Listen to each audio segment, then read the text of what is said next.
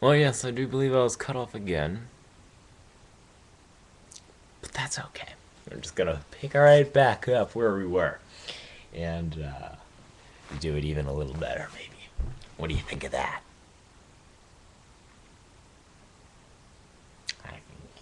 I think you're up for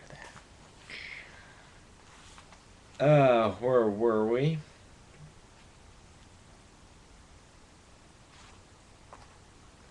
When she got back into the house, she was shivering, her teeth chattering. She unbuttoned her coat without taking it off and sat down close to the stove. They heated only two rooms, the kitchen and the front room where they slept. The stove in the front room might be warmer, she thought, and she could sit in the rocking chair by it, but having already sat down, she did not get up. She had much that she needed to be doing, she told herself.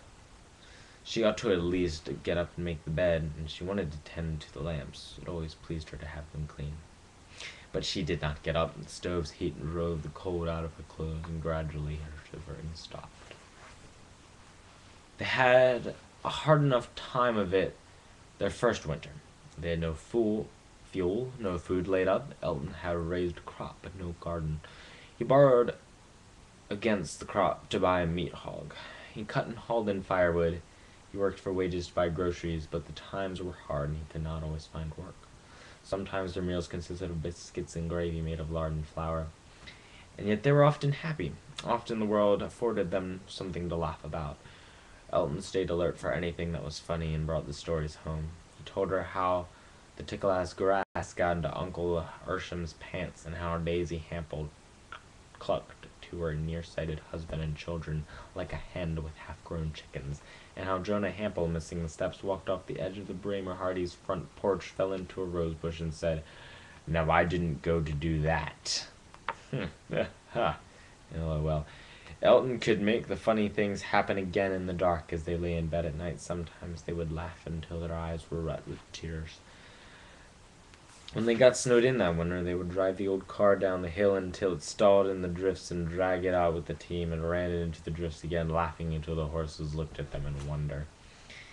When the next year came, they began at the beginning and thought the times had not improved. They improved themselves. They bought a few hens and a rooster from Josie Bramer. They bought a second cow. They put in a garden. They bought 2 shoats to raise for meat. Mary learned to preserve the food they would need for winter.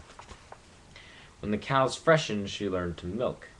She took a small bucket of cream and a few eggs to Port William every Sunday night and used the money she made to buy groceries and to pay on their debts.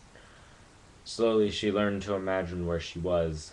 The ridge named for Walter Cotton's family is a long one curving toward the river between the 2 creeks valleys of Willow Run and Katie's Branch. As it comes near to the river valley, it gets narrower, its sides steeper and more deeply increased by hollows. When Elton and Mary Penn were making their beginning there, the uplands were divided into many farms, few of which contained as much as 100 acres. The hollows, the steeper hillsides, the bluffs along the sides of the 2 creeks' valleys were covered with thicket or woods. From where the hawks saw it, the ridge would have seemed a long, irregular promontory reaching out into a sea of trees, and it bore on its back crisscrossings of other trees along the stone or rail or wire fences, trees and thickets and groves, trees and house yards. And on sides of grounds and rises of grounds were tucked into folds with the gray, painless buildings of the farms connected to one another by lanes and paths. Now she thought of herself as belonging there, not just because of her marriage to Elton, but also because of the economy that the 2 of them had made around themselves and with their neighbors. She had learned to think of herself as living and working at the center of a wonderful provisioning. The kitchen and garden, hog pen and smokehouse, hen house and cellar of her own household, the little commerce of giving and taking that spoked out along the paths connecting her household to the others. Port William on its ridge-top in one direction, Goforth in its valley in the other, and all at the heart of the weather and the world. On a bright, still day in the late fall, after all the leaves were down, she had stood on the highest point, and she seen the 6 smokes of the 6 houses rising straight up into the wide, down-falling light.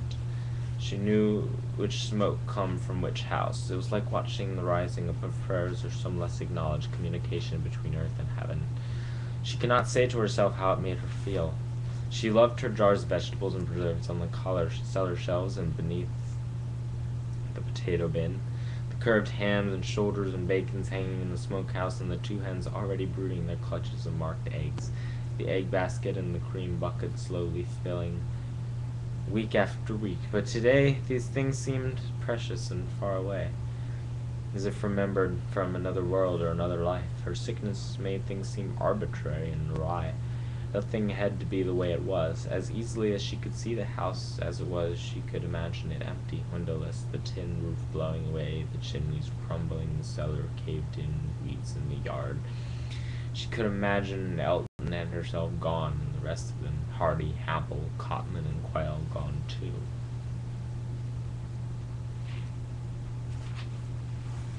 Elton could spend an hour telling her and himself how Walter Cotman went about his work. Elton was a man fascinated with farming, and she could see him picking his way into his understanding. He wanted to know the best ways of doing things. He wanted to see how a way of doing came out of a way of thinking and a way of living. He was interested in the ways people talked and wore their clothes. The Hampels were another of his study. Jonah Hampel and the young ones were as useless as farmers because, as Elton maintained, they could not see all the way to the ground, and they did not own a car because they could not see well enough to drive. They need to drive something with eyes, Elton said, and they were all born mechanics. They could fix anything. While Daisy Hampel stood on the porch chuckling about the weeds in their crops, Jonah and his boys, sometimes his girls too, would be busy with some machine that somebody had bought for them to fix. The Hampel children went about the neighborhood in a drove, pushing a fairly usable old bicycle that they loved but could not ride. Elton watched Bramer, too. Unlike his brother and Walter Cotman, Bramer liked to know what was going on in the world. Like the rest of them, Bramer had no cash to spare, but he liked to think about what he would do with money if he had it. He liked knowing where something could be brought for a good price. He liked to hear when somebody had done to make a little money and to think about it and tell the others about it while they worked. Bramer would be a trader if he had a chance, Elton told Mary. He'd like to try a little of this and a little of that and see how he did with it. Walter and Tom like what they've got. You don't like what you've got, Mary said. He grinned big at her, and he always did when she read his mind. I like some of it, he said. At the end of the summer, when she and Elton were beginning their first tobacco harvest in the neighborhood, Tom Hardy said to Elton, "Now, Josie Bramer can outcut us all, Elton. If she gets ahead of you, just don't pay it any mind." "Tom," Elton said, "I'm going to leave here now and go to the other end of this row. If Josie Bramer's there when I get there, I'm going home." When he got there, Josie Bramer was not there, and neither was any of the men.